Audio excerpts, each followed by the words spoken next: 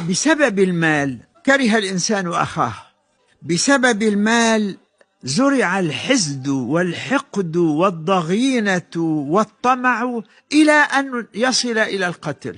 بسبب المال بعضهم باع وطنه، باع دينه، باع خلقه، باع عرضه، باع مبادئه بسبب المال. فلذلك الناس صنفان: صنف شخص يخدم المال، تتحطم كل القيم والمبادئ والمثل أمام عينيه، وشخص يخدم بالمال، فماذا تجد؟ يتصدق، يكفل يتيما، يكرم أرملة، يفتح مسجدا، يعطي للفقراء نصيبهم.